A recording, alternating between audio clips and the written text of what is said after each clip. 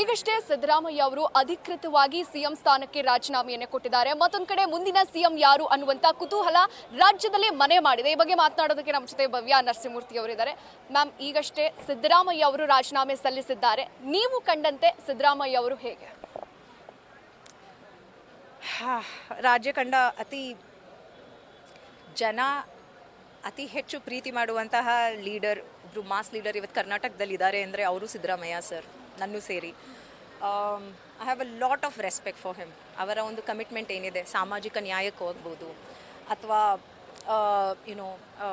ಪ್ರತಿಯೊಬ್ಬರನ್ನು ಜೊತೆಗೆ ತೊಗೊಂಡು ಹೋಗಿ ಕೆಲಸ ಮಾಡೋದಾಗ್ಬೋದು, ಅವರ ಅಡ್ಮಿನಿಸ್ಟ್ರೇಷನ್ ಆಗ್ಬೋದು, ಅವ್ರು ತಂದಂತಹ ಅನ್ನಭಾಗ್ಯ ಆಗ್ಬೋದು, ಕ್ಷೀರಭಾಗ್ಯ ಆಗ್ಬೋದು, ಮೊದಲನೇ ಸಲ ಅಂತಹ ಭಾಗ್ಯಗಳೇನು ಕೊಟ್ಟರು ಅವರು ಮೊದಲನೇ ಸಲ ಸಿ ಎಮ್ ಆದಾಗ. ಈ ಸಲ ಏನು ಗ್ಯಾರಂಟಿಗಳನ್ನ ಇಷ್ಟು ಚೆನ್ನಾಗಿ ಅಡ್ಮಿನಿಸ್ಟ್ರೇಷನ್ ನಡ್ಸ್ಕೊಂಡು ಹೋಗಿ 16 ಸಲ ಬಜೆಟ್ ಪ್ರಸ್ತಾಪಿಸಿರೋದು, ಅವರು ಇದುವರೆಗೂ ಇರುವಂತಹ ಕರ್ನಾಟಕದ ಎಲ್ಲ ಒಂದು ರೆಕಾರ್ಡ್ನು ಬ್ರೇಕ್ ಮಾಡಿದ್ದಾರೆ. ಯಾವುದು ಪೊಲಿಟಿಷಿಯನ್ ಇಷ್ಟು ವರ್ಷಗಳ ಕಾಲ ಸಿ ಎಮ್ ಆಗಿಲ್ಲ ಕರ್ನಾಟಕದಲ್ಲೇ, ಆ ರೆಕಾರ್ಡ್ ಬ್ರೇಕ್ ಮಾಡಿದ್ದಾರೆ. Highest number of budgets present ಮಾಡಿ ರೆಕಾರ್ಡ್ ಬ್ರೇಕ್ ಮಾಡಿದ್ದಾರೆ.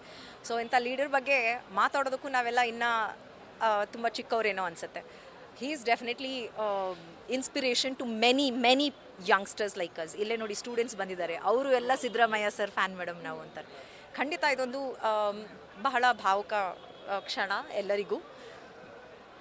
ಬಟ್ ಅವರೇನು ಪಾರ್ಟಿನ ಮುಂದೆ ಇಟ್ಟು ಪಾರ್ಟಿಗೋಸ್ಕರ ಕೆಲಸ ಮಾಡ್ತೀನಿ ಅಂತ ಏನು ಹೇಳಿದ್ರು, ಬಹಳ ಸ್ಫೂರ್ತಿದಾಯಕವಾಗಿ ನಮಗೂ ಎಲ್ಲ ಒಂದು ಮೆಸೇಜ್ ಕೊಟ್ಟಂಗಾಯಿತು. ಎಷ್ಟು ಇಂಪಾರ್ಟೆಂಟ್, ಯಾವ ರೀತಿ ನಾವು ನಮ್ಮ ಫ್ಯೂಚರ್ ರಾಜಕೀಯ ಜೀವನನ ತೊಗೊಂಡು ಹೋಗ್ಬೇಕಂತ ತುಂಬ ಕಲ್ತಿದ್ದೀವಿ ಅವರಿಂದ.